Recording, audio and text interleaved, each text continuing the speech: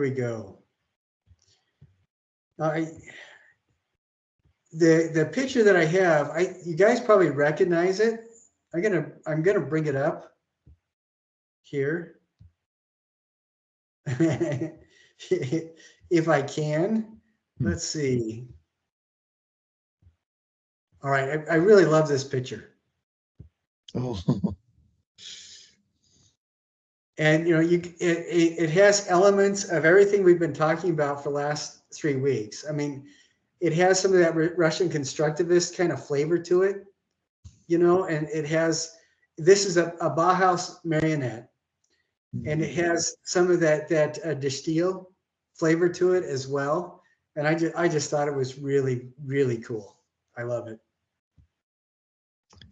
So this is what we're talking about, or part of what we're talking about today, which is Bauhaus, early 20th century architecture and how it leads into surrealism.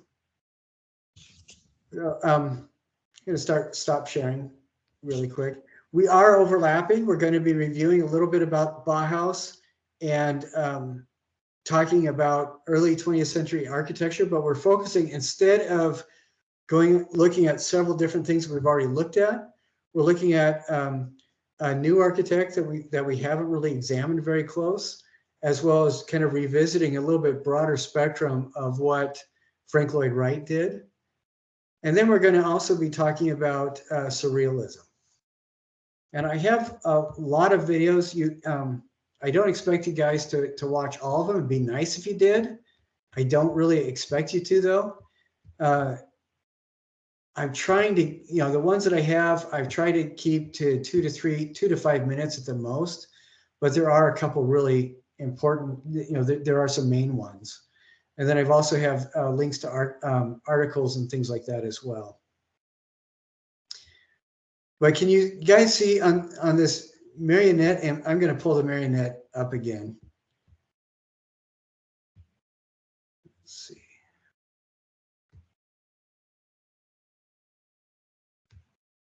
There we go. Where do you see the Russian constructivism? Let's take a look here.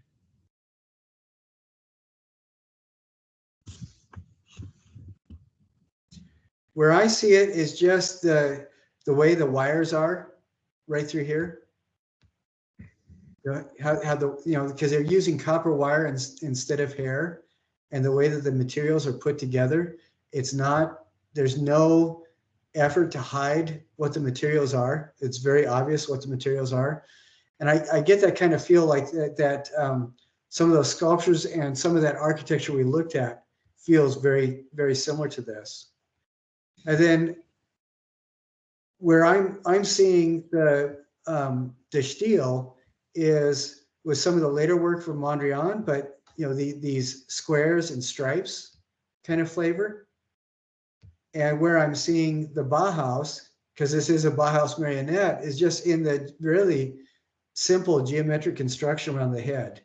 With the eyes, there's not an attempt made. There's an attempt to make sure that this feels balanced, but it's definitely not a formal balance. This eye is sticking out. This one's carved in. This makes me think. This marionette makes me think of Don Quixote. Can you see that at all? Definitely, the mustache is amazing. Yeah.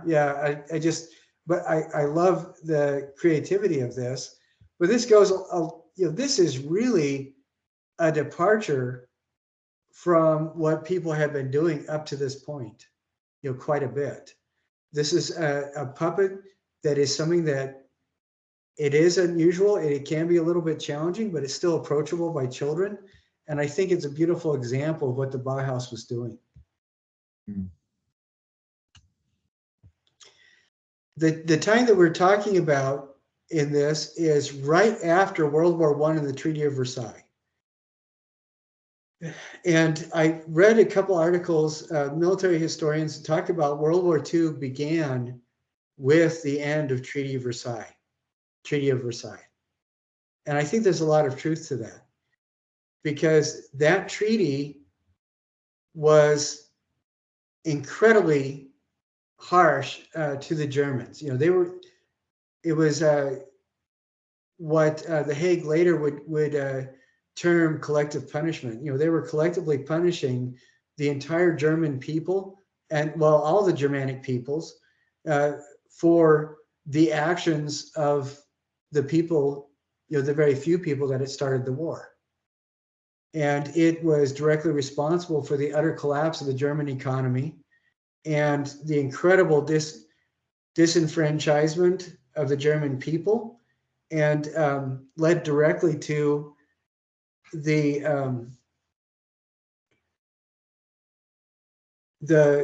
religious retrenchment for traditional Lutheran values that pretty much laid fertilized the ground for the birth of the Nazi party. You know, pretty awful.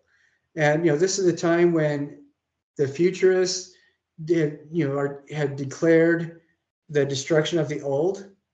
And, you know, this is something that puts the lie to, you guys were told, just like I was, the violence never solved anything.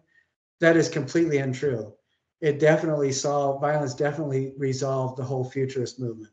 I mean, there was nobody left. And it is interesting to me that out of hopelessness, you either get terrorists like the Irish Catholic terrorists, or the Islamist terrorists, or you get people that, like Gandhi, who wanted to restructure the world in a much more peaceful way. And I think that the people like the Bauhaus movement, the Stil, Dada, and to a little bit lesser extent, but also like Corbusier, their solution was rebuilding the world in a peaceful way, I think, rather than resorting to a more confrontational way. And I think that that's really kind of interesting, because it ties directly in to this kind of little bit of an early Renaissance with the architects like Le Corbusier and the work of Frank Lloyd Wright. So this stuff does all tie together in my mind. But then, you know, with the calming influence of the Bauhaus, you also get the people that wanted to continue the tradition of Dada, who created Surrealism. So we get this kind of weird mix. And one of the things that I liken it to is every time that there's a war, you know, a really significant, harsh, terrible war, you always get the fanfares and the marches, you know, the military marches, but on the other side, you also get all the love songs. So we have both people that are looking to create structure, and the people that are challenging structure, wanting everybody to question the rationale behind structure, you know, the rationale that they use. That's what the Dadaists did, and after them, that's what the Surrealists did. So I think those two movements are really closely connected. And I wanted to revisit Bauhaus just a little bit. I have some videos and stuff to look at. You guys don't need to if you remember it, but I wanted to also play something that Walter Gropius actually said about the Bauhaus as well. So I'm going to share this page. So here's a video, a guy with a bow tie. I mean, when is a bow tie not relevant? You know, it's always a good time for a bow tie. And for everybody getting in, watching this later, I'm hoping YouTube doesn't knock this out. The Bauhaus movement began in 1919 and continued until it was closed by the Nazis in 1933. It's a movement that was a distillation of a lot of decorative arts and design elements into basic geometric forms. The movement started when Walter Gropius broke away from the state-owned academy in Weimar in 1919 and wanted to start an art school. And the basis for the art school was to really embrace the machine and to begin to prepare and make objects in all media for mass production. And the word Bauhaus comes from the German word bauen, to build, and house. And it was in its early stages, the Bauhaus was primarily more expressionistic. It was only in its later versions, when Walter Gropius moved the Bauhaus from Weimar to Dessau in 1923, that the designers who were primarily interested in a more distilled and geometric forms began to have the upper hand. The Bauhaus continued until about 1932 or 3 or so, when it was moved to Berlin, and then eventually there was an effort to continue the Bauhaus in Chicago as well, and it was in operation for about a year or two. At that time, it was administered by Mies van der Rohe and also Walter Gropius.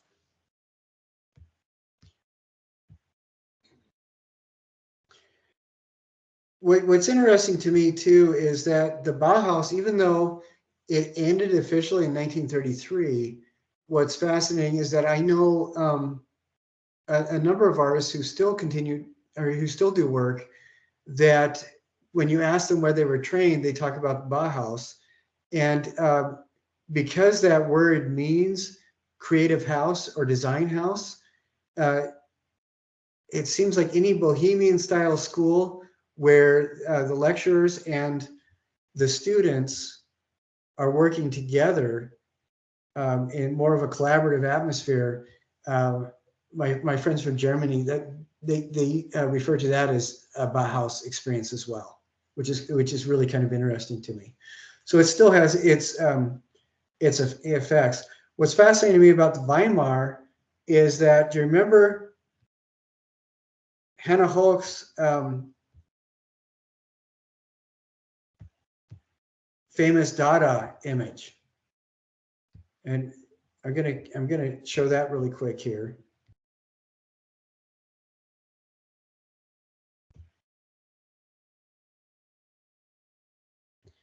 You know, we're not going to watch this video, but this is her famous collage, which really opened up the Dada movement. And she did this like right at about the same time that the Bauhaus started in the same city. So she made this in Weimar as well, which I think is really very interesting.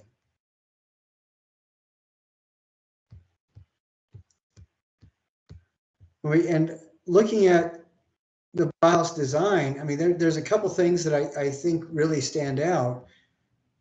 There are specific fonts that were used that is kind of like a less confrontational version of Art Deco fonts.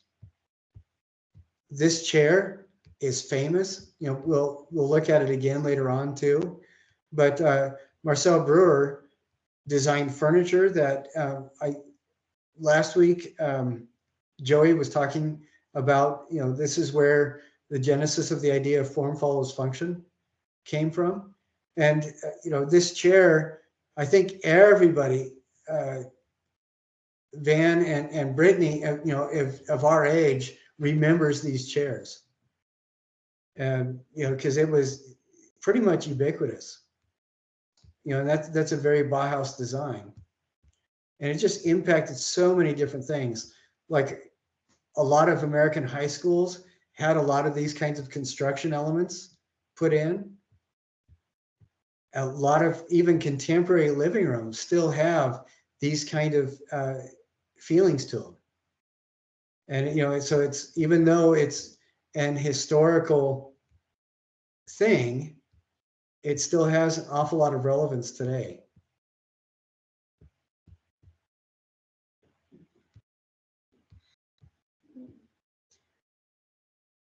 And I wanted to share this with you too. This is just an example of some of the Bauhaus artwork that came out of it.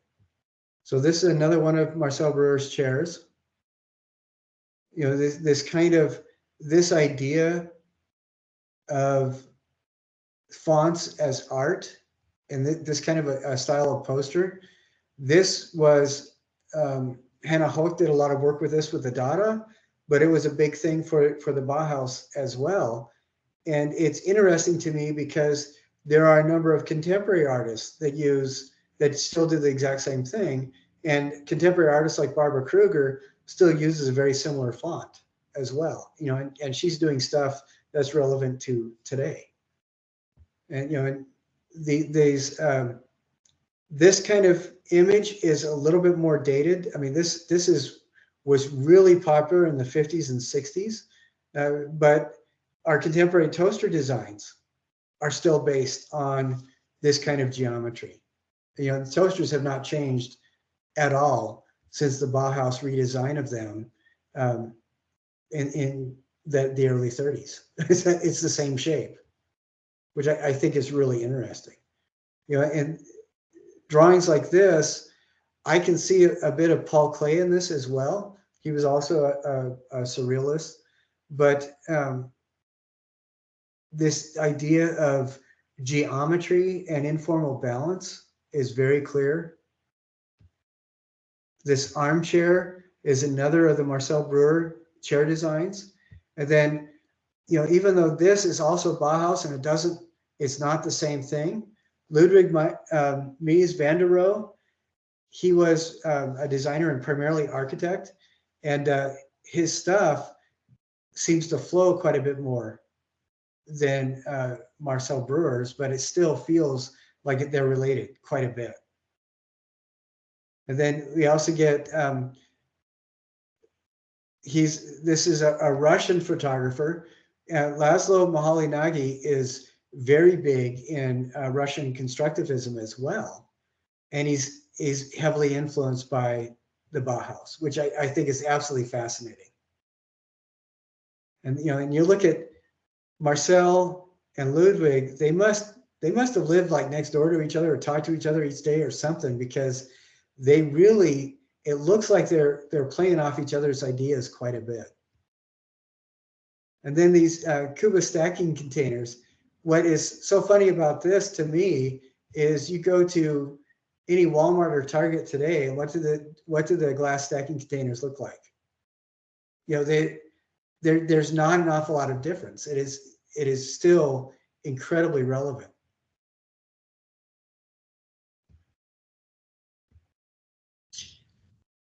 Andrew? Yeah. That's interesting to me because the functionality of a lot of this is, when you were looking at the Bauhaus living room, it looks almost just like our living room that I'm living in right now. Yeah. It's incredible. And then when you're looking at, especially those containers, you go to any container store and it's almost exactly the same. There's almost no distinction between what those were and what we use now. Yeah, the design has not changed for almost 100 years. It remains relevant, which I think is really fascinating. The design hasn't changed for about 95 years, and it still feels satisfying. Mm-hmm. I mean, it's like you look at a study by what's her name? Anastasia Granulewski. I think she was a Renaissance painter. You look at a study that she did. You look at a study that Rembrandt does. You look at a painting by Caravaggio, and they still feel relevant and approachable. Slightly different clothing styles and stuff like that, but it still feels relevant. And there's something still that remains satisfying. And I think that is very true of the Bauhaus design. It remains very satisfying. And I love this this rocking chair image. Oh, I'm going to share that.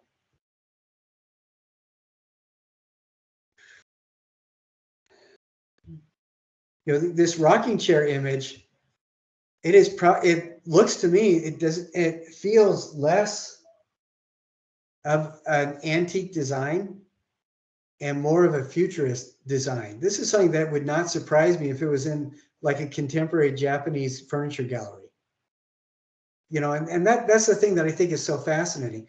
It doesn't fit with the rest of what the Bauhaus was doing. This is more of kind of a fun sculptural design, but it is very much still it still feels up to date. You know, it still feels very contemporary, very modern. And you know, we talk Gropius, Walter Gropius. He was trying to literally build a new world, where he was trying to restructure how students related to masters, how knowledge was passed on, all the way up to how people engage the environment around them. And this is a lecture that he gave, a short lecture that he gave. It's only about 2 minutes long, but it's really interesting what he has to say about the Bauhaus. Das Bauhaus wollte keinen Stil oder ein Dogma. Es war eine Idee, eine lebendige Idee. Und wie es ist mit Ideen, wenn sie lebendig sind, sie entwickeln sich nur sehr langsam. Es dauert eine ganze Generation oder 30 Jahre, bis sich eine Idee wirklich verbreitet. Und dasselbe fand statt mit dem Bauhaus. Unser Ziel war, dass wir versuchen wollten, wieder eine Einheit aller künstlerischen Tätigkeiten unter der Führung der Architektur herbeizuführen. Wir entwickelten ein neues System. Die Arbeit ging eigentlich wie in einem Laboratorium vor sich zwischen den Meistern und den Schülern. Und die Imitation des Meisters durch den Schüler, wie üblich war, wurde von uns tabu erklärt. Stattdessen versuchten wir, eine Wissenschaft des Sehens aufzubauen. Aus allen Tatsachen des physiologischen und psychologischen Lebens des Menschen fanden wir eine neue Wissenschaft des Sehens, die wir unseren Schülern aushändigten. Und jeder hatte sich selbst. You guys can't see all the English subtitles, right? No, we can't, Andrew. Just a little bit of them we can read. Okay, that's kind of frustrating. Okay, well,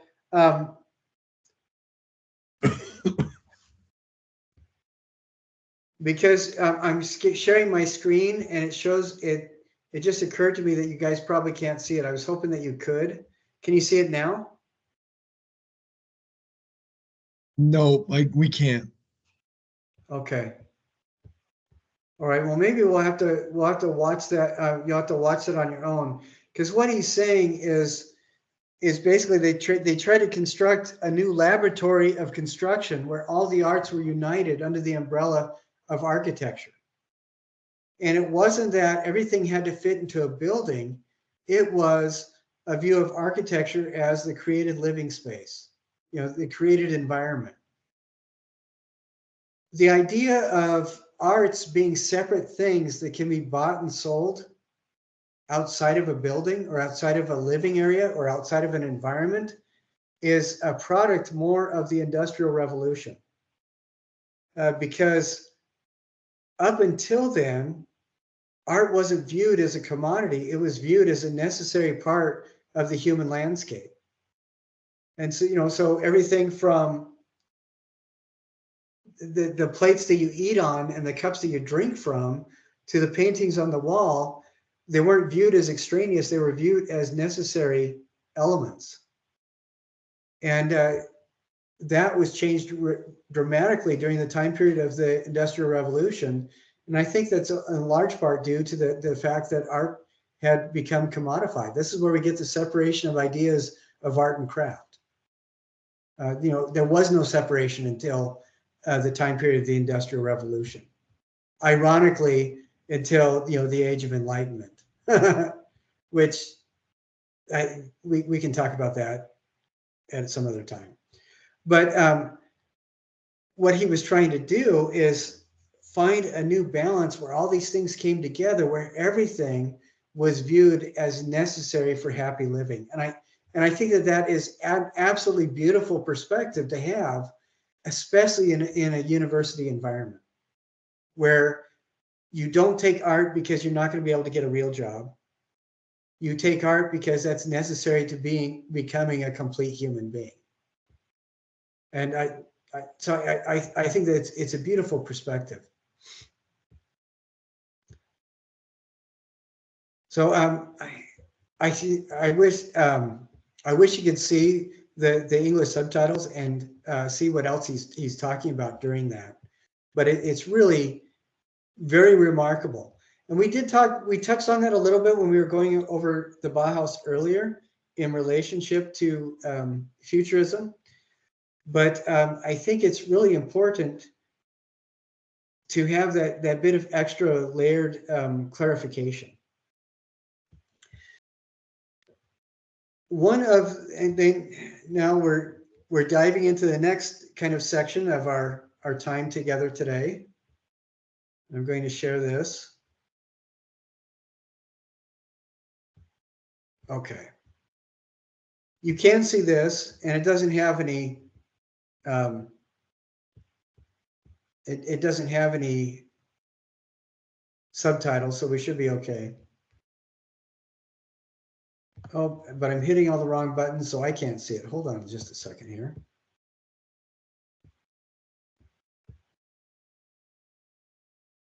What we're looking at is a complex that was made in Chandigarh in, I believe it's India. I'm pretty sure it's India, by Le Corbusier. He was Swiss, and he was a designer where he took and extrapolated a lot of these things that people had been visiting with things like the steel and the arts and crafts movement, some of the underpinning elements with Art Nouveau, as well as a little bit of cross-pollination with constructivism. And he was trying to build environments based on a return to the views of the most famous architect of all time, Vitruvius. You guys know about the Vitruvian Man. You know, that's everybody who had any salt in the Renaissance did a diagram of the Vitruvian Man, just like Da Vinci's. You know what I'm talking about now? Yeah, we discussed this on one of Fridays, correct? Yes. Right. And there were, if you look up Vitruvian Man diagram, you see an awful lot of the stuff by Da Vinci, you know, that famous drawing, but everybody else in the Renaissance also did their own drawings of the Vitruvian Man. And the reason why that's important is Vitruvius wrote 6 books about the fundamental purpose of architecture is to shelter a human being. And so everything needs to be harmonious and balanced according to the ratios of the human being and the human life. And this, I think, in itself, you know, the Bauhaus was looking at this, Le Corbusier looked at it very, very closely. And what is fascinating to me about this is that, you know, the futurists were trying to get rid of everything that was old and past and, you know, out of date. And the Bauhaus was specifically building a new future, trying to find a way to understand the past with a contemporary vocabulary. So they weren't throwing things away, they were revisiting it.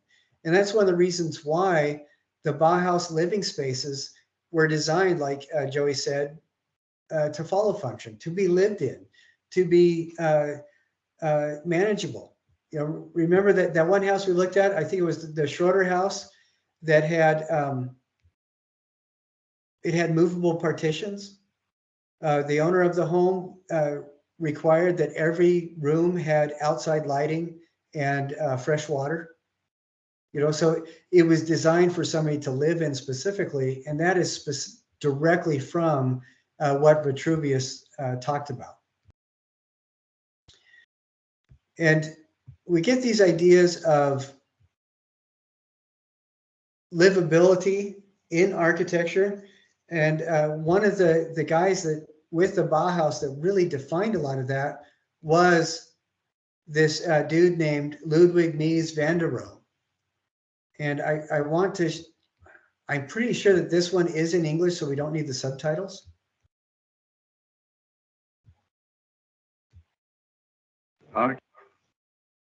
Let's see. Architecture as a language.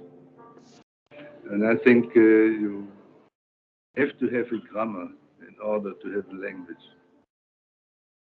So he's talking about architecture being a language and being a language that people need to be able to live with. And so, you know, some of these things, I think they do feel quite a bit dated, but a lot of his design like this kind of design is something that is still used in particularly corporate offices and high-end homes. You know, where the outside is brought in through huge expansive windows. And you can see a lot of this reflected in what what we saw with Frank Lloyd Wright doing as well. And here Ludwig is also talking about his friend Walter Gropius, because they were working together to build the Bauhaus. So I think this is an excellent video to go through and watch, because he talks about architecture speaking to shelter. You know, and this does not feel like it comes from 100 years ago, does it? Not at all. And it's fascinating to me, because this does, you know, it does feel dated in some respects, but it also feels mind-blowingly contemporary. You know, the materials, like Frank Lloyd Wright did, the materials are used. Well, I don't know if they're used so much as the materials become an integral part of the conversation of construction. Just like the Russian constructivists we looked at, the materials have their own voice, and they're able to speak for themselves because the architect is using them the way they want to be used. And, you know, Frank Lloyd Wright did that quite a bit too. And we do get people getting this carried away to the point where later architects talk about it just, you know, glass and steel cubes everywhere without any soul. But when van der Rohe was working on this, it was really a dramatically new idea, because he wanted these contemporary materials to be able to have their own voice and say in the construction. And even though this looks very futurist, for the time it was also very democratic, because this was the same for everybody. You know, the idea that the material should be allowed to speak for itself and have its voice is something that is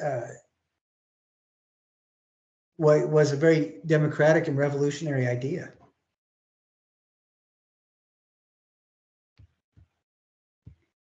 And he was the father of the phrase, you know, less is more. Where, you know, he's talking about architecture as a language again. And in this video, it's a section of the other one, but the portions taken out of that earlier lecture are underscoring his idea of the concept of less is more.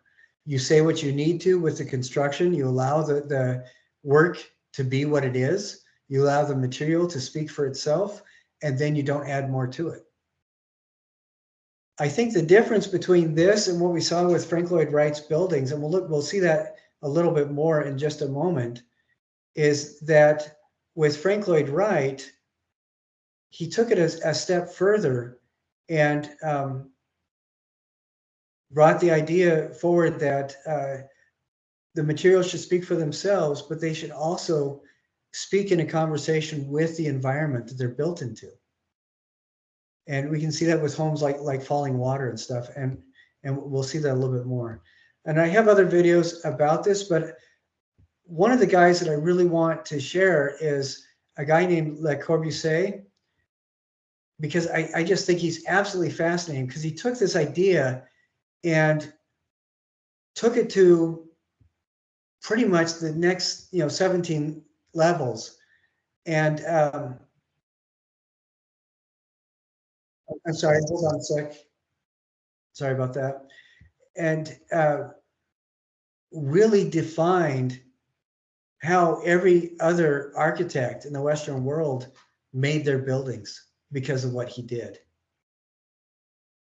And I just turned all the sharing stuff off, didn't I? Oops.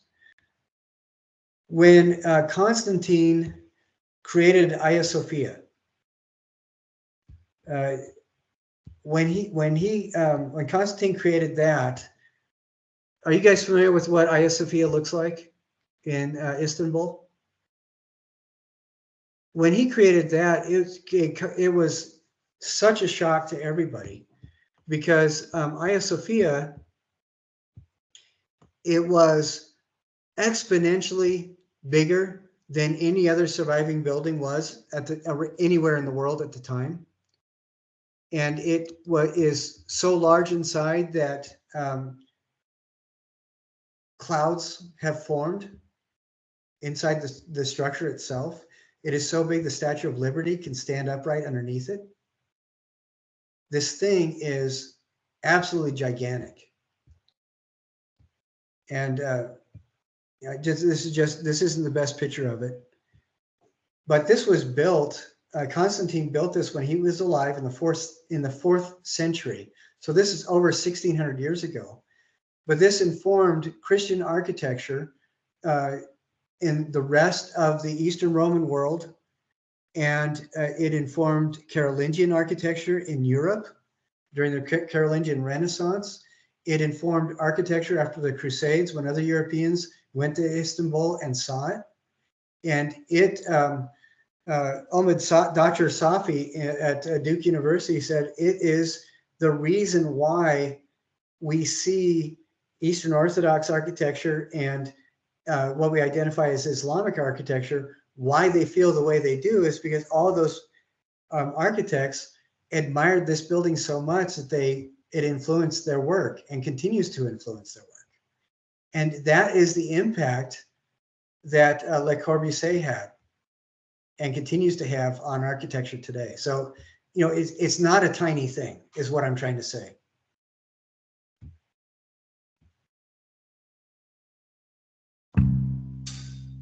Charles-Édouard Jeanneret, known as Le Corbusier, born in the town of La Chaux-de-Fonds in Canton Neuchâtel, he's said to be the most influential, the most admired, and the most detested architect of the 20th century.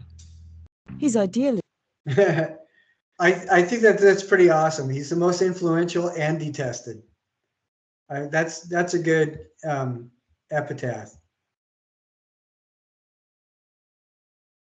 Was reflected in his iconic designs, such as this tubular steel furniture.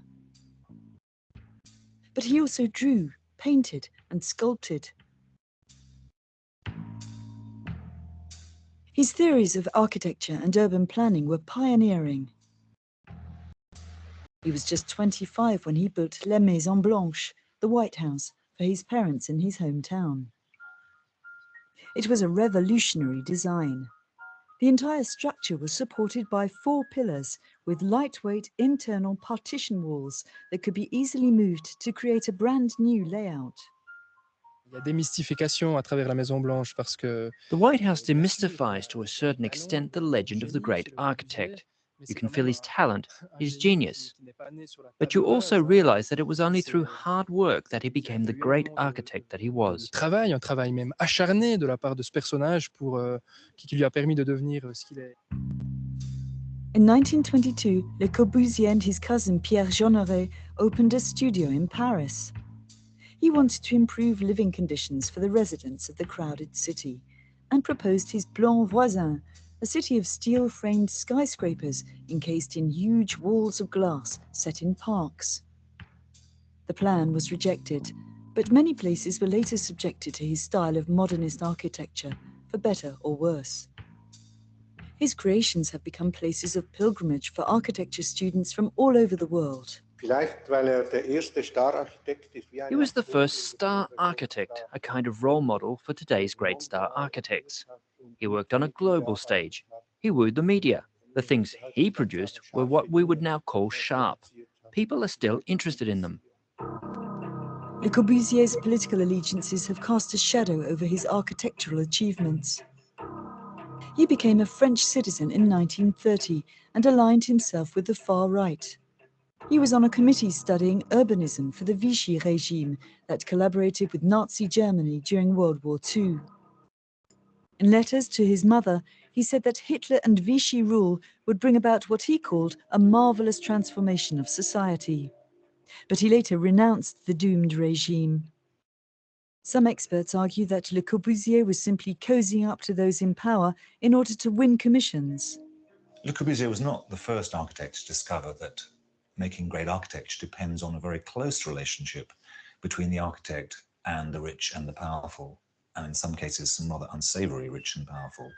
And Le Corbusier realized that if he was going to get his ideas turned into practice, he had to make those connections. He was ready to work for Stalin. He wrote to Mussolini begging for an audience because he felt that he could offer something to fascist Italy in terms of his ideas about city planning.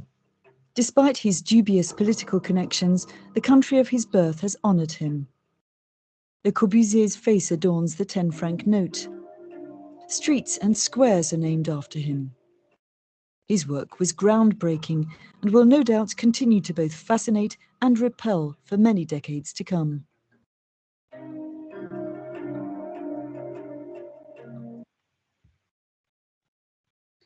What other elements do you see in the work that he did? What other movements can you see present in his stuff?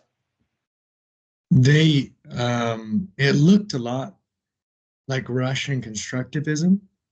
Uh-huh.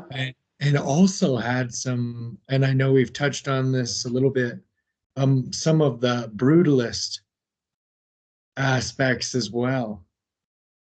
Yeah. A little bit of that future, almost sci-fi viewpoint in some of his designs where they were really interesting. Yeah, and it's fascinating to me because his work over time changed shape quite a bit. Like we looked at the Bauhaus stuff, the very early stuff, it was heavily influenced by Cubism. And then as it went on, it became a lot more flexible. And his stuff, we did the same kind of thing. And it's fascinating to me because like when I was went to China, both times I was able to see,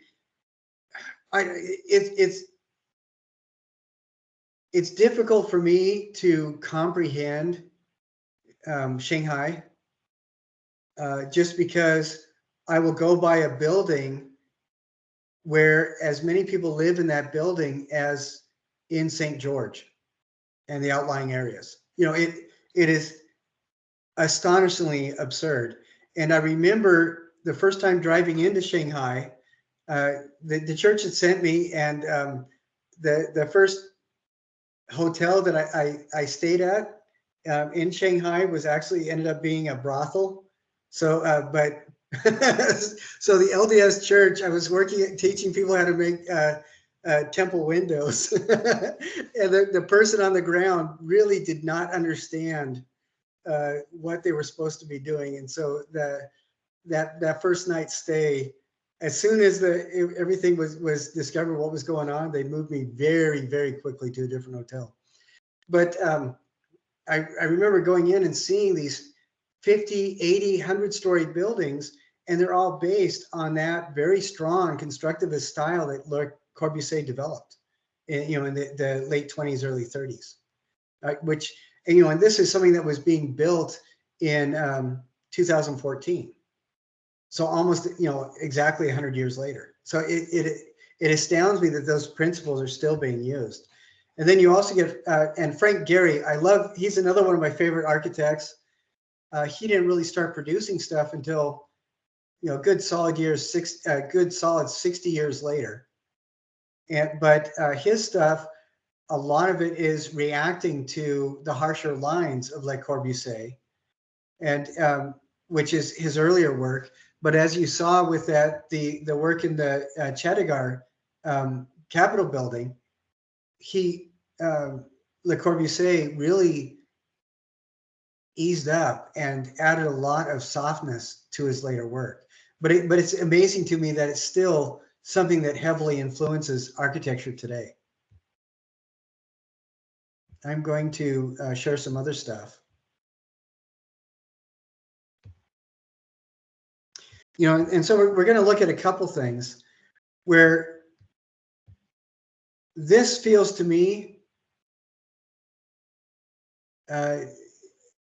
some of his work feels very cubist, some of it feels very surrealist. But, you know, look at these hands. They're very much like the hands that Picasso did. These hands right here, which I think is really interesting. And then you get this kind of a structure. It is very contemporary. And, you know, the new classroom building that they're building on campus that's supposed to be done the next year is based, I mean, it's heavily influenced by this design. Can you see that? I think it's just amazing. And, you know, the Notre Dame du Haut, this chapel has a lot of those beautiful curves. So this is some of his later work, but he was like Frank Gehry. He became more and more interested in flowing lines, moving away from the rather cube structures that he had originally started with. And this is just an overview of some of his works. He did pastel work. This looks to me very much like the early Picasso and Braque work, you know, particularly the guitar. And it's interesting because it's about, you know, 15 years later, but it feels very much like a softened version of Picasso's early Cubist work. And we get, you know, this feels to me, this is very contemporary with Bauhaus. This feels very Bauhaus. And this chair reminds me very much of those chairs we were looking at. Or it's, you know, a Chase Lounge, whichever, whatever. And then these apartment structures is adapting some of the Bauhaus geometry to real large scale buildings, which I think is interesting. But this is where it really feels to me like he's heavily influenced by that Russian constructivist work. Now, another architect who is contemporary to all this is Frank Lloyd Wright. And he did a lot of really fascinating, interesting things. Of course, he and Green and Green established the prairie style movement, but his work was more than prairie style. We saw with, you know, some of these buildings, he was trying to really tie architecture into a solid history and atmosphere of the Americas. It was not just North America, not just colonialism, but trying very hard to incorporate the American landscape and American influence. And some of his stuff feels very craftsman, so, you know, very arts and crafts from Europe, but really solid construction, like what the Winslow House in particular is very solid, traditional, late 19th century, early 20th century American craftsmanship. And then he gets more and more influence as he does stuff later on, where you see some of the Bauhaus lines to it, some of the Bauhaus geometry, as well as he was absolutely enamored of Mayan architecture. And I had found some images that I wanted to share. Well, I was hoping I did. I wonder if I still. I am trying to find what I had discovered for you with Mayan architecture, but it looks like I lost it. So I want to show you some images.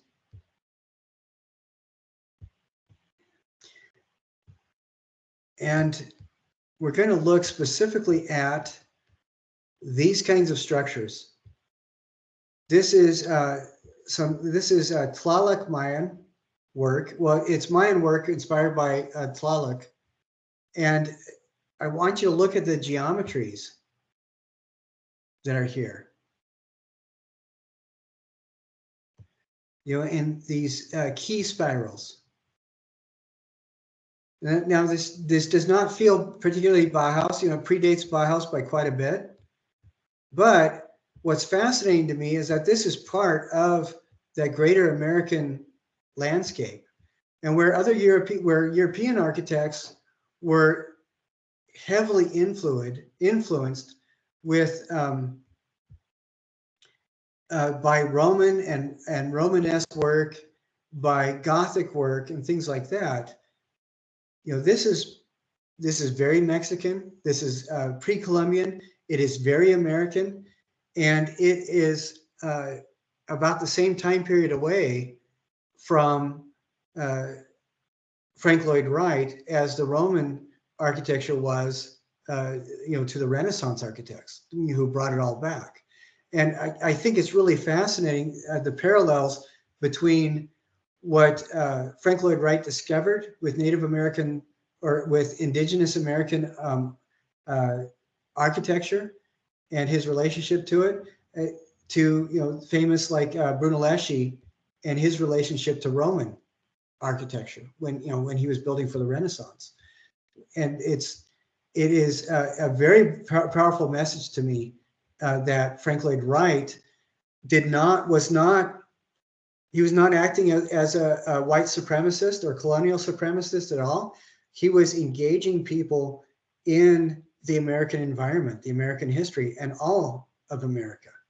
So I think it's amazing. But you can see particularly in this house, this is the Hollyhock house. This is an abstracted hollyhock as well. And these windows are based on hollyhocks too. But you know, these diagonal lines, you can see here, very much an aspect of the prairie style geometry. The overall geometry, the way this house is constructed has a lot of echoes with the Bauhaus and constructivism. But you look at these forms right through here and these lintels over the archways and these diagonals. Do you see the parallels to this?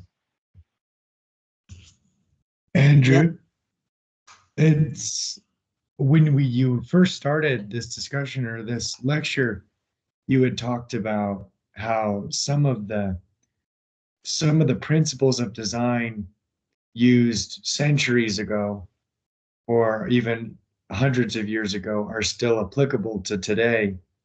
And it's almost like Frank Lloyd Wright was utilizing universal aesthetic appeal that was almost in historical, I mean, ancient times, and bringing that back into more of a modern contemporary feel, but utilizing these ancient techniques almost. And that feels like to me that it's almost like a universal form of aesthetic appeal or something like that. Yeah, I think it's really interesting because that's definitely what the Bauhaus was trying to do. You know, they were referring to Vitruvius and looking at geometry. The golden section was a big thing. Le Corbusier he had developed a canon of human form based on Fibonacci ratios, which is the golden section, and he was generating a vocabulary of design that was all based on the proportion, these kinds of ratios and proportions, just like Vitruvius had done, just like Da Vinci had done. And Walter Gropius and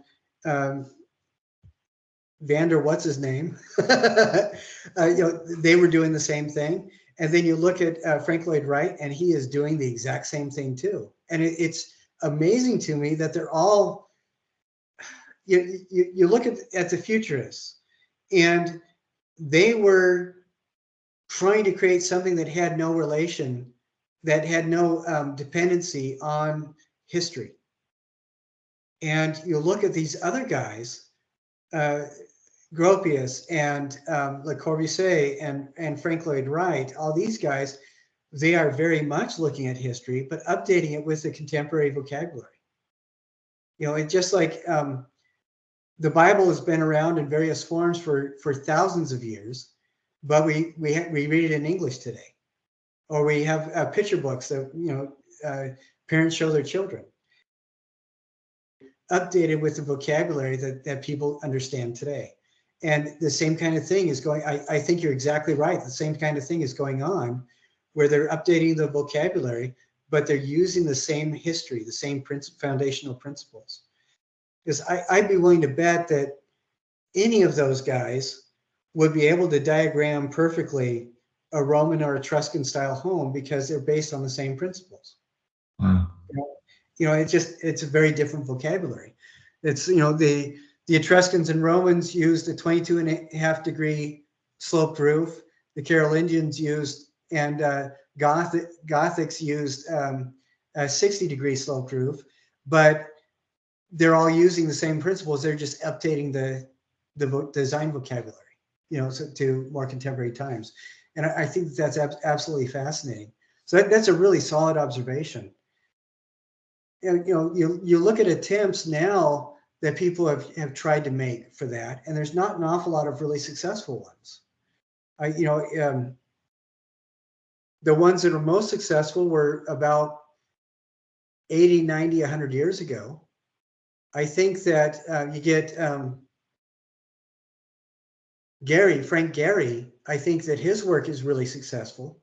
Some of his stuff is really surprising and probably won't last, but his foundational principles of design will be around for an awful long time. You see those effects, and what's interesting to me, the reason is he bases it on curvature and folds like you see in old Adobe structures. You know, it's again, he's updating the vocabulary of these ancient designs. But then, you know, you go to architects who built stuff for mass consumption in the 90s, and thankfully, hopefully that won't come back.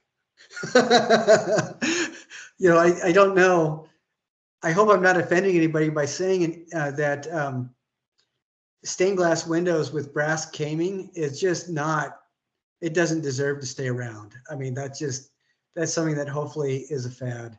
But of course, that is entirely my own personal opinion.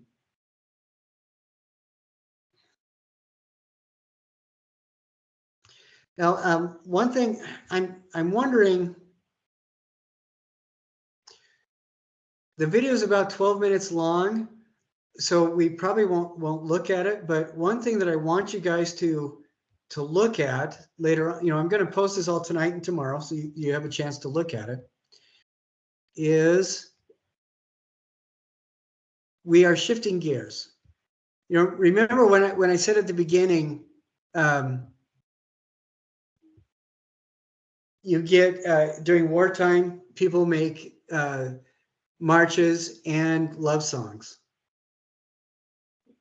You look at the artists that we've just been looking at, and the architects are working very hard to make a human-friendly vocabulary of design, where things are ordered, where things belong and are balanced.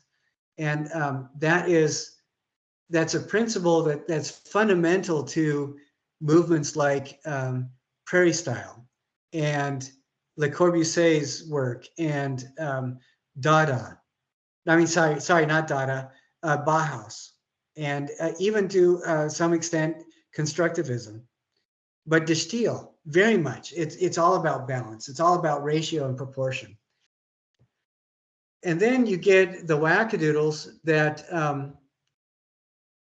wanted to confuse people and create a new dialogue, new interrogatory dialogue of cognition, which brought into question the very ideas of balance and the need for, you know, the assumption of the need for balance.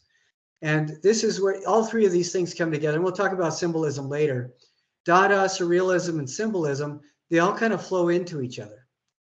And these are, it is visual art in a big part, but this video also talks about the writers, the playwrights and the poets that worked with these kinds of ideas.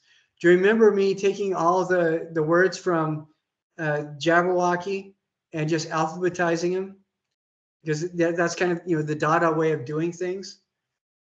With Surrealism, they would take that a step further, where a Surrealist performance might even be something that looks like somebody standing on stage and, you know, wiping their nose with a handkerchief while somebody else is timing them standing there being silent for the same length of time it would take somebody off stage to read Jabberwocky out loud. And then that would be the performance. You know, where it's the person is not doing anything and the only relationship is really time, and then there's somebody there, and that's it. And the Surrealists would, where Dadaism kind of addressed these ideas from a little bit of an attitude of petulance. You know, like you look at Hannah Hawke's work, and she is bitingly sarcastic. She is brutal in her editorialization of the German regime at the time. You know, she's, and you look at the other Dadaists, Marcel Duchamp is really confrontational, in, you know, in a nice and pleasant way for us, but he's very confrontational to the whole idea of the gallery system with his ready-mades, you know, and his birth of conceptual art. And the big difference is that the Surrealists, I think, were kind of fed up with just being angry about everything, and they infused an awful lot of humor in their work, and you know, and they addressed an awful lot of issues of psychoanalysis with both Freud and Carl Jung. So watch this video because he goes into that quite a bit.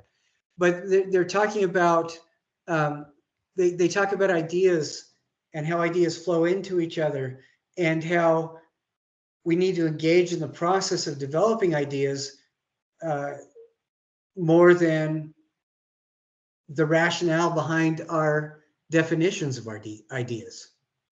And it's really kind of an interesting way of addressing some of the same world issues that that the Bauhaus and Le Corbusier were working with, where they were trying to suggest an alternative order. Surrealism was trying to get people to find order by addressing the idea of a world without order, like, or expectation, which I think is really kind of interesting. Yves Klein and other Rosicrucian artists do the same kind of thing.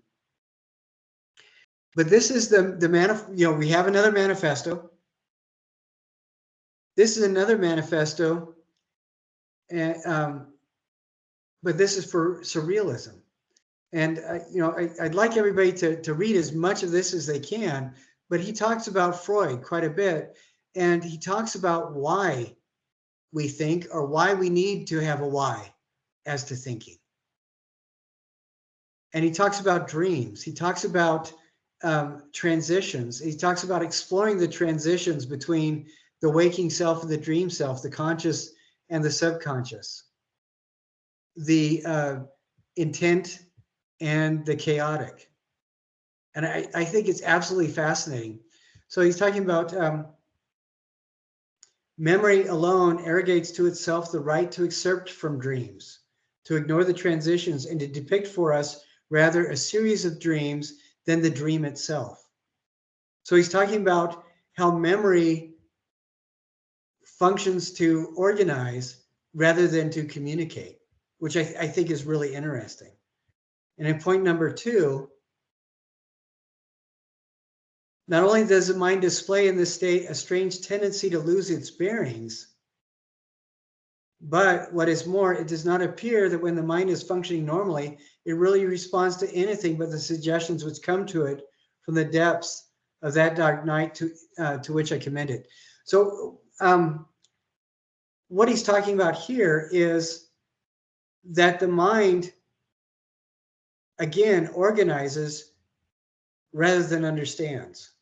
You know, consciousness is a filing system as opposed to a way of understanding the world, which I think is really interesting. And the rest of his manifesto is talking about getting back to the function of the mind that allows us to dream. Did anybody follow that? Was that a little bit too outre? So, you know, the founder of Surrealism, Andre Breton, is responding to the desire for organization and compatibility that you see in the Bauhaus, you know, by the use of geometry and stuff like that, by saying that consciousness and the mind are organizational systems, not thinking systems. And that in order to return to the thinking animal that we are designed to be, we need to engage with our dreams. We need to leave the orderliness of organization and embrace the disorganization of the dream in order to re-engage with our thinking minds. Which that seems to me like teaching your kids how to drive by making them stay in the reverse gear, because then maybe they'll appreciate the other gears more. And so it seems kind of backwards to me, but it's really fascinating because it makes a lot of sense. When you look at surrealism now, they're engaging in a conversation about finding meaning and thinking things and thinking through by disengaging the catalog system that all of us walk around with. I think it's really fascinating. But do you see that in the manifesto?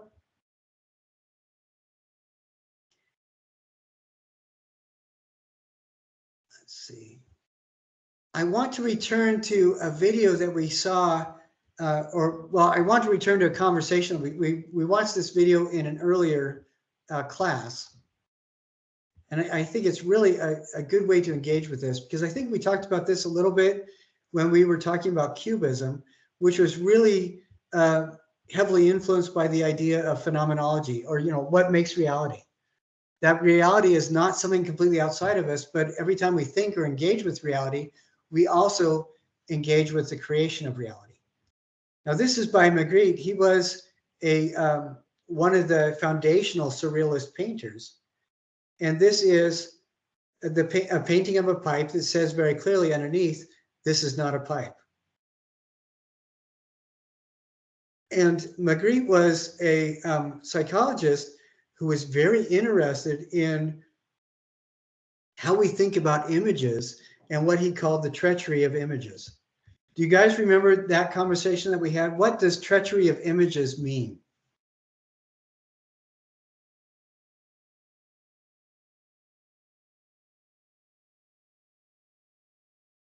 If I remember correctly, we had discussed the idea that although we visually, this stimulates our eyes to instantly think that this is a pipe, he's asking us to question our reality, one of our visual perception of what we're seeing. Yeah, exactly. To get us to recognize that aspect of phenomenology where the thing that we see, even though we make the association is not the thing. It's just an association. There's another book called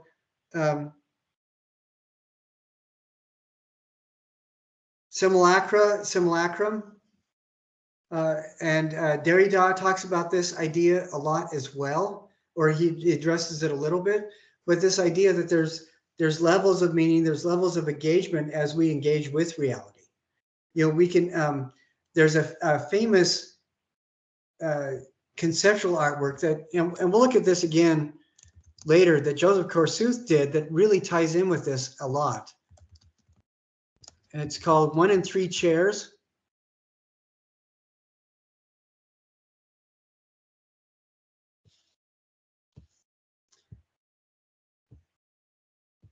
And, and he did this many different times. But the idea of 1 in 3 chairs is a direct, updated version of what Magritte was saying. Oh, I'm sorry, that did not share very well. There we go. But we can see that it's done several different times with several different kinds of chairs. But he has a display where there is an actual wooden chair, a photograph of the exact same chair, life size, and a definition of this chair all together, where each one represents the same thing, but it's all the same thing as well. This is not a real chair. This and the photo of this whole display, this is definitely not a real chair either, but it's more of a real chair than this is, and more of a real chair than this is by far. But the whole thing is a display to get us to engage with the idea that reality is layered and there's a lot of different stuff going on. And so this ties directly back into that concept of the treachery of images. It's what you're talking about too. So this all sounds kind of confusing, I think, if we don't put it into perspective. But the perspective is they're engaging in a process of asking you to reassess how you relate to reality, and be active and conscious with your relation to reality. So I can see, I hope that you can see the relationship to the same kind of conversation that the Bauhaus instigated, where they're trying to get people they're trying to design an environment where people can really engage with the world around them on a physical level and live within that world. And then the Surrealists are doing the same kind of thing to help people engage cognitively with the world around them and engage in it. But the Bauhaus was going at it by engaging the simplest of shapes, with geometry and ancient principles of structure. And Surrealism was trying to get people to engage by stepping outside of all of those expected conventions. So, doing the same, trying to get to the same end, but by using very, very different means. And this, I thought, was an excellent video. I hope it works on the YouTube recording. But this is one of my favorite Doctor Who's talking about Surrealism, which I think is a great juxtaposition.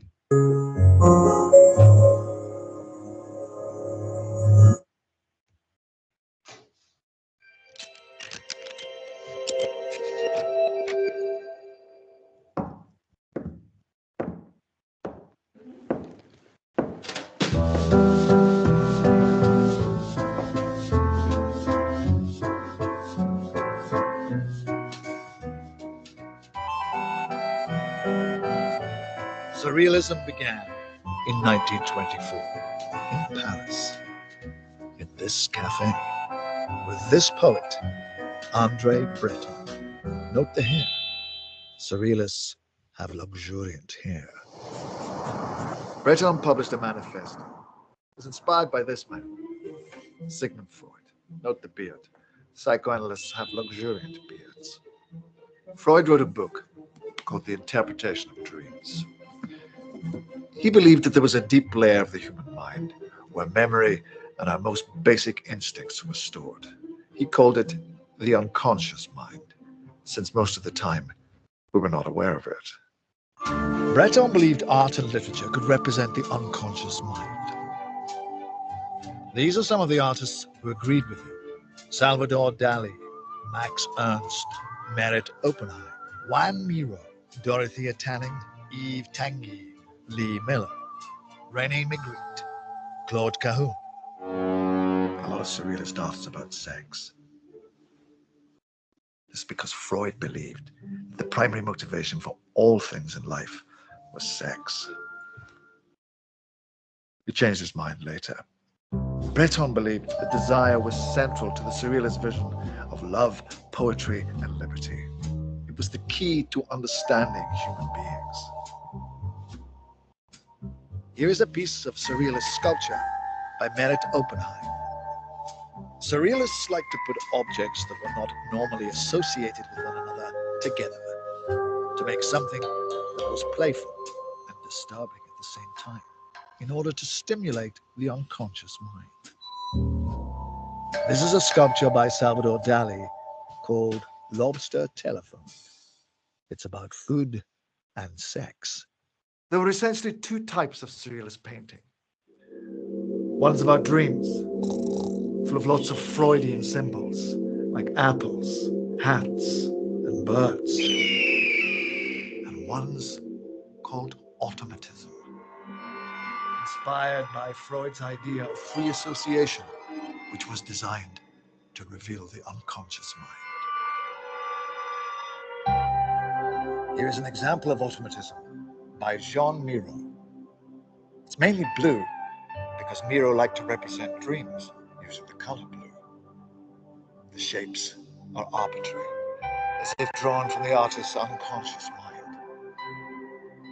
Miro's conscious mind has then turned the shapes into objects, like a shooting star, a breast, and a horse.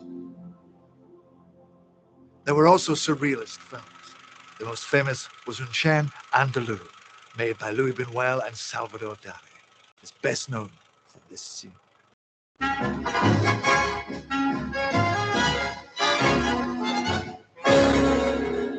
Some people didn't like Surrealism.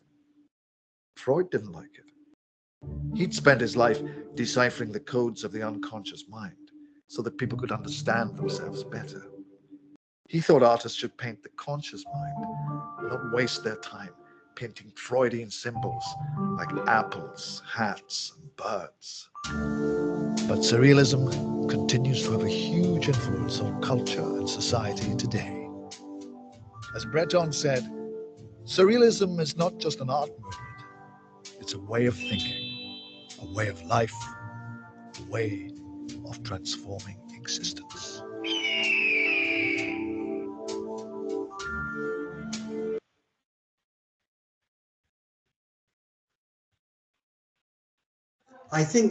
I'm sorry, I did not realize that one scene was in there. I really apologize. That is a famous clip, and I am really sorry for anybody that could be possibly grossed out by that. There is another famous film that I'll look for. Salvador Dali was friends with Walt Disney, and they created a movie together that was based on the art that he was doing at about the time that he did the Perseverance of Memory. It was all the melting clocks and everything. And if I can find that movie, I'll put it into the thing as well. So we get Andre Breton, and I do have one of his poems to share with everybody. I'm not going to share that right now. I'll put that in to the module for you. Again, I am so sorry about that scene with the eyeball. That just gives me the heebie-jeebie willies. But there were other surrealists who did lots of different kinds of stuff, but most of the things are based on these recognizably organic elements. The automatic writing, like I was talking about,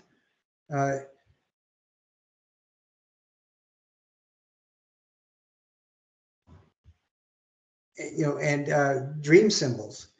And are you guys familiar with something called the symbolist movement? It was William Blake was a big proponent of it. Mary Shelley. It was an outgrowth of Romanticism and realism in the mid 19th century. And Walter Blake wrote a lot of poetry about it. It was just there's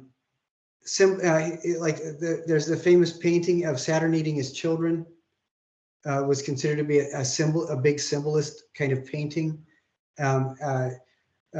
Walter Blake painted a lot of his dreams with the symbolist kind of movement, but that kind of stuff really have influenced the world that Freud and Carl Jung came into. It influenced a lot of their work, and then they in turn influenced the Surrealists and how they did stuff using dream symbols and have lots of symbolism. And it's interesting to me because they were doing that to re-engage with Freud and psychoanalysis. So I think it's really fascinating. But before we go, I wanted to introduce you to a couple of the artists of the Surrealist movement.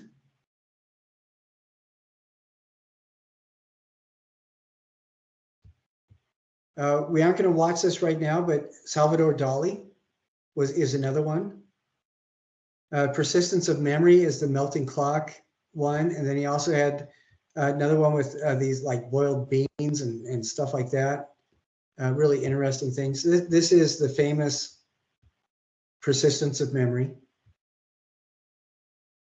And what's fascinating to me is, we look at this and it does read as, or it feels very much like a subconscious landscape or landscape from our dreams. And then we also have René Magritte. He was, painting for him was therapy. He did not consider himself an artist. And a lot of his paintings he did specifically to examine his relationships with his spouse, his family members, the people around him, his friends, a lot of really interesting things. And his imagery is based on these ideas of the subconscious mind. But just like what Vam was saying about what Frank Lloyd Wright was doing, a lot of his stuff ties very heavily in with ancient art as well, this ancient tradition. So we get a lot of ideas like this is related to Pygmalion. We get, this is from Babylonian, and it's, I believe it's Dogon, a fish-headed being, that divine being that came from the sea. There's eggs and doves. This this relationship here also ties in with John the Baptist and the baptism of Jesus, interestingly enough. And then of course this influenced the Men at Work song, It's Raining Men. And so we get a lot of these interesting images that show up that reference, this is comes from the Apocalypse, the revelation of John in the last days. So again, he's dealing with a lot of this ancient imagery. These ideas about Pygmalion and Aphrodite keep returning. These ideas about the dove of the Holy Ghost keep returning. Ideas of Eden, the Garden of Eden, and biblical tales keep returning. So it's really fascinating to me. And in all this, he's also challenging layers of perception. So we get this where we look at the back of a person's head and see the face. Or we look at an eye and see the reflection of the sky behind us. Or we look at a wall and see a table setting. So he's dealing with all those kinds of things. And I think that that's really fascinating. And then another one is Max Ernst. And I am trying to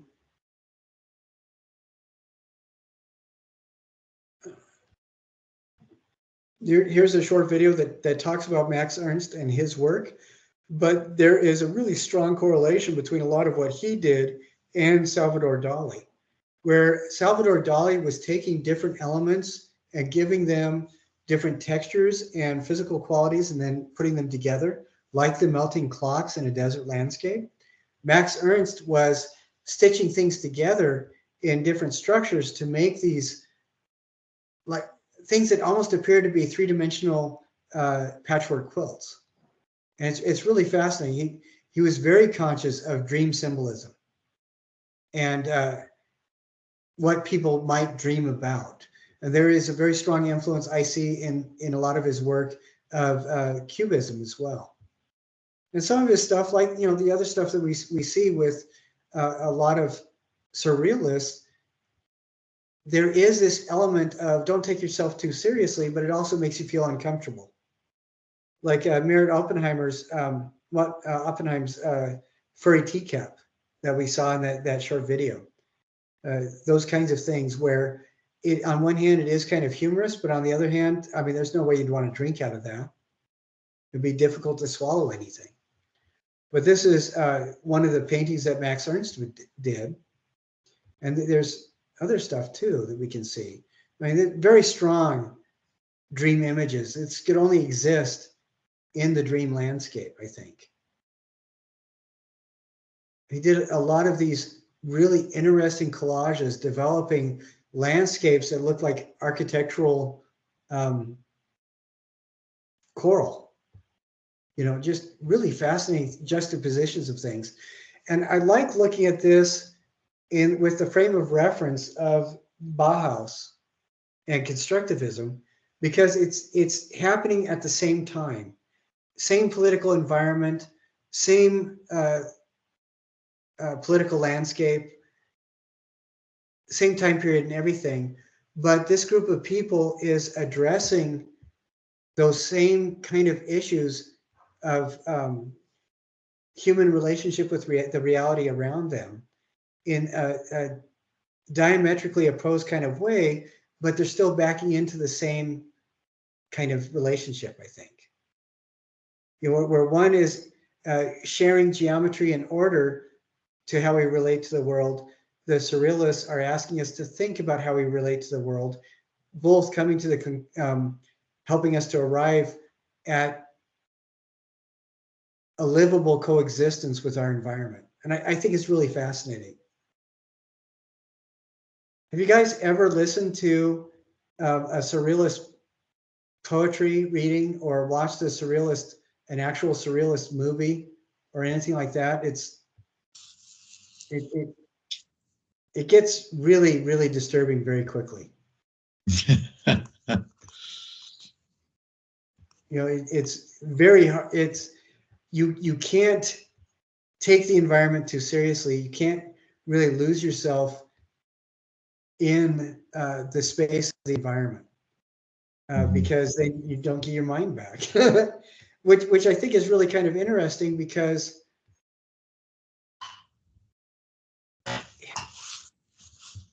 it's an application of reverse psychology to help you to get to the headspace that they want you to be in, which I think is fascinating. They want you to engage actively and take responsibility, take ownership over the way that your mind processes information and how you think by forcing you to confront things that you can't think directly about, that don't make sense, which I think is really interesting. So it is a direct opposition to the Bauhaus and what the architecture that was going on at the same time. You know, you get livability and impossibility, both engaging, are encouraging people to engage with the process of living, which I think is really interesting. What's your take on all this?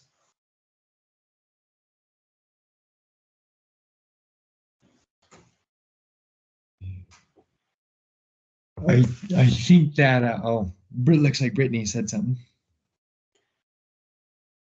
Oh, maybe not. It feels a lot like a dreamscape to me when I think of surrealism and a lot of the images that we went through and watching that film. It feels a lot like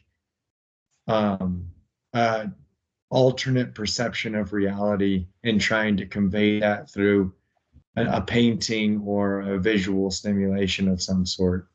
And that's something that I haven't understood very well. And this has been really interesting to look into their their meaning behind it and how they've moved forward, and especially how they incorporated Sigmund Freud in the establishment of this specific movement.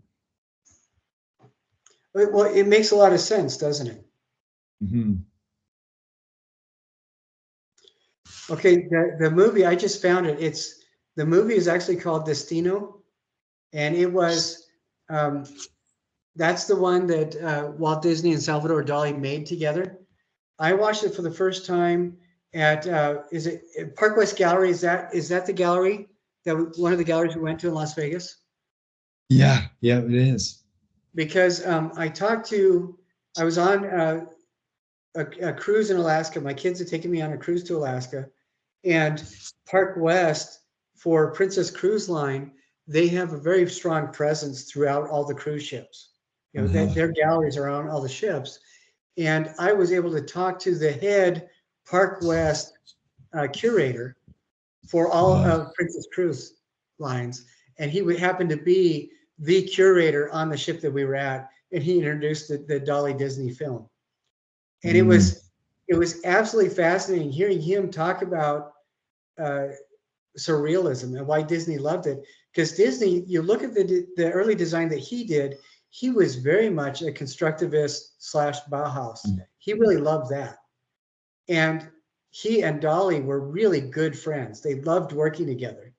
It's fascinating to me how I don't see how you could get things that are more polar opposites than surrealism and Bauhaus / constructivism. You know, it is amazing to me, but they're both dealing with the same things. And that's why I think it's so fascinating. So I will put the Capaldi film, the Peter Capaldi film, in the module, but I am going to warn everybody. And when I send this out, I will warn everybody as well. There is that scene in the Capaldi film about it's not a real eyeball. It's a little plastic balloon that's filled with clear glue. It is not a real eye, just so everybody knows that, but it's still gross as all get out. It makes me really squeamish. But, you know, I'm thinking, I mentioned that surrealism is like Dada, but with a bit of a sense of humor. The sense of humor is much more like a cancerous Shel Silverstein or Tim Burton than it is stand-up comedy. You know, it is not Monty Python. It is a very dark and bitter tasting humor, I think, but it's still a little bit there. They don't take themselves too seriously.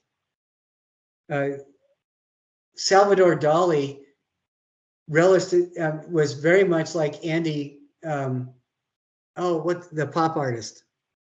Andy Warhol. Yes, he was very much like Andy Warhol in that he constantly denigrated himself. You know, Andy Warhol was a Rosicrucian. He was a thinker. He was a philosopher. But whenever he'd give an interview, he'd always say, well, I copied because it's easier. You know, he wouldn't provide an answer.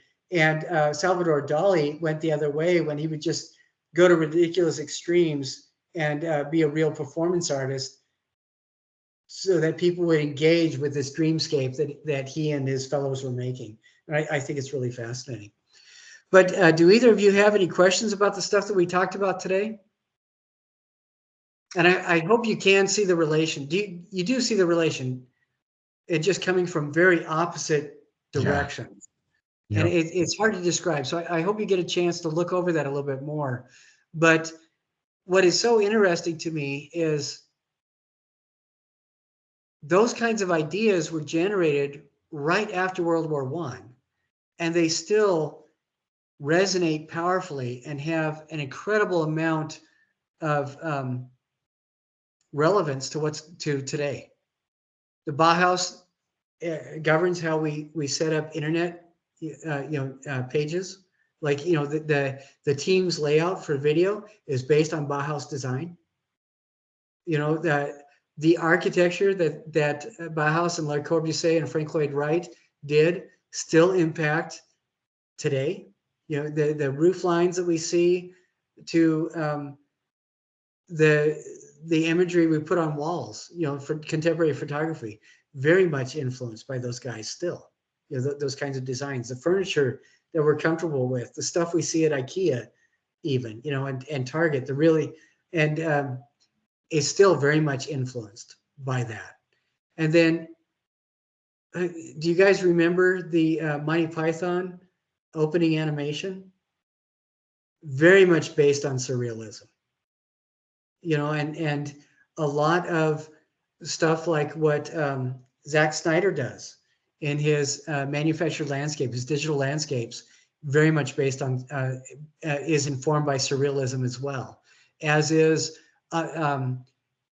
Ms. Marvel, the comic book, that all that stuff, even comic book page layouts, the way we watch movies today is still heavily influenced by that stuff that was generated over 100 years ago, which I think is really interesting.